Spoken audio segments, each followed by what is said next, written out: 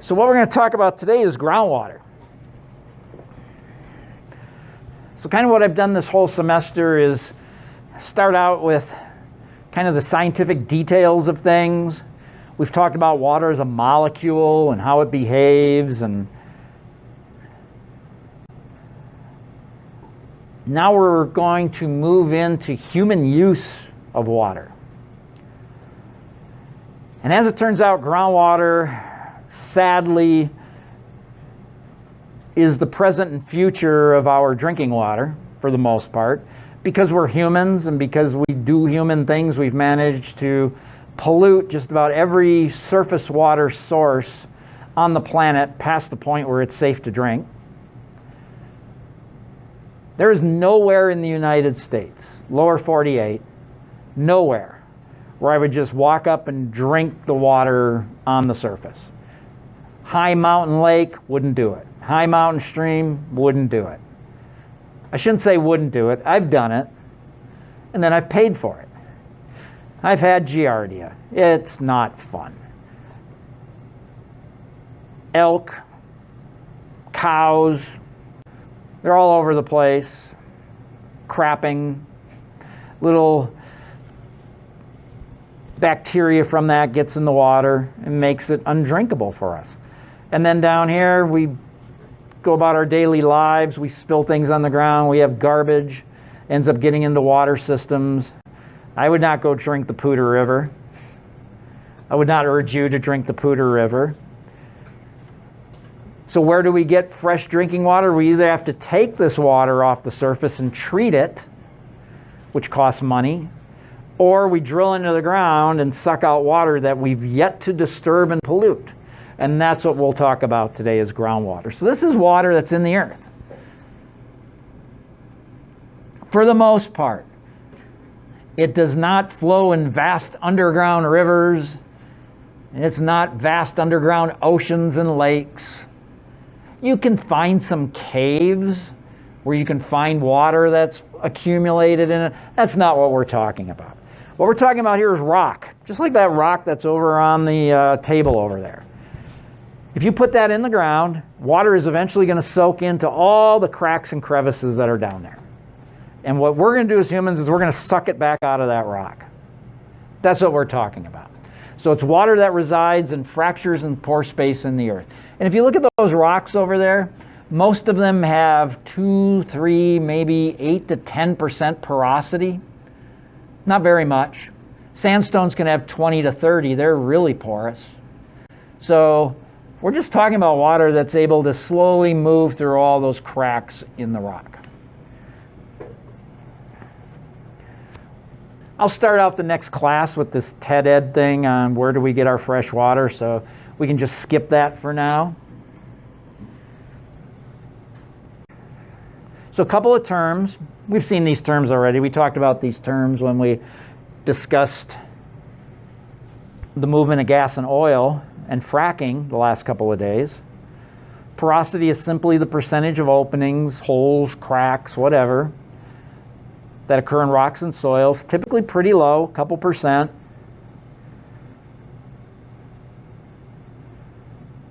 Some igneous rocks and shales, just a few percent.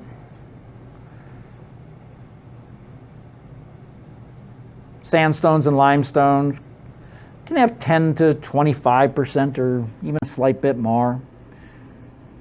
But it's rock. That's what we're looking at. We're looking at rock. And then remember, permeability is a little different. You can have pores, but if the pores aren't connected, then water in the pores is not going to be able to move. So you have to not only have pores, but you have to have connected pores. And that's what permeability refers to, is the ability of water or a fluid or a gas to move through porous rocks. Now typically this doesn't happen quickly, as you might imagine. It takes a while for water to wiggle its way through a rock. Sometimes it can take thousands of years to move a meter. But if you have something like loose sand, it can move 100 meters in a day. Typically, Good rocks will allow water to flow several feet a day.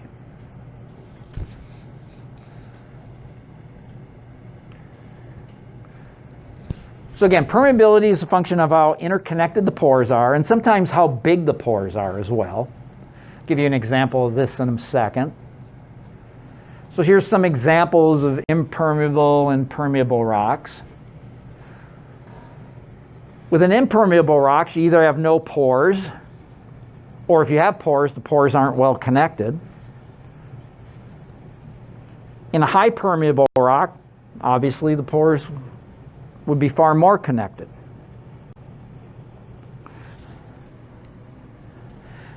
So what I'll have here is just a little table with some common rock types, whether their porosity is relatively low or relatively high, and then whether they're permeable or not. So sandstone, just little grains of sand that have been squished together and slightly cemented into a rock. Sandstones are one of the most porous rocks we have. I guess pumice would technically be the most porous. That thing has about 70% pores, but pumice is not a common rock type. Of the most common rock types, sandstone probably is. So it has a really high porosity, and the pores are connected. So it's really permeable. So this is great rock to look for if you want to find high amounts of groundwater.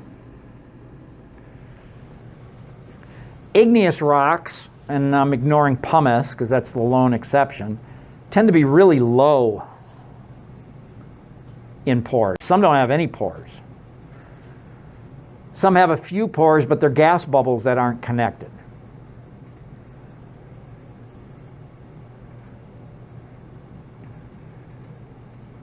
So the permeability tends to be low.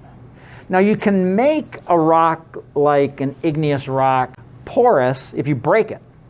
So sometimes in areas that have experienced extensive mountain building, the rocks are super broken up, and those provide pathways for water to move through. So if I put fractured igneous rock on here, then the porosity would be higher and the permeability would be higher. So sometimes it's just not the rock type alone that determines its water carrying capability, but the history that it's gone through as well. So here is an example of what I was talking about. So over on the far left, this area right here, what's the porosity there? You can see it's all rock material, right? No openings. So if you don't have any pores, it's not going to be permeable. Now look at this area here in the middle. Do you see some pore spaces? Yeah, there's some openings, and in this case, the openings are depicted by blue, right? But you can see there's not clear pathways from, let's say, this pore to this pore. Water's not going to be able to flow through that solid piece of rock. So the water movement in this area is not going to be good. It's going to be still fairly impermeable. But over here, not only do you have pore spaces, but you have pathways that water could move through, don't you? So this is what we're looking for right here when it comes to finding rocks and soils that transmit good amounts of clean water. So the water's just moving through these little open spaces in the rock and soil. But you can see on the right, it's still mostly rock, isn't it? So not super high porosity, but good permeability. Shale is an odd case.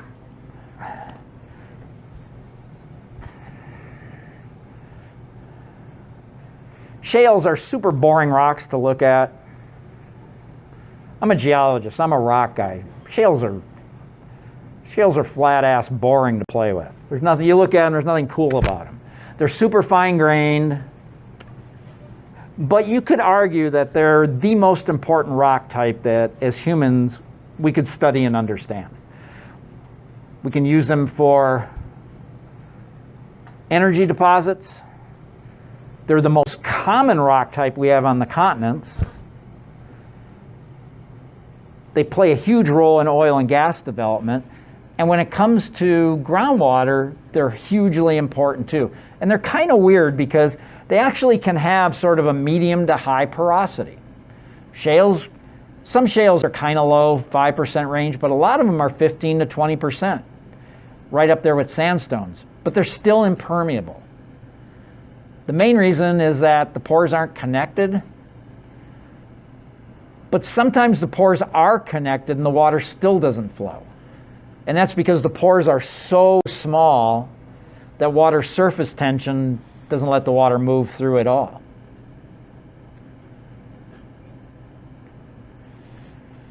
So shales are a weird bird.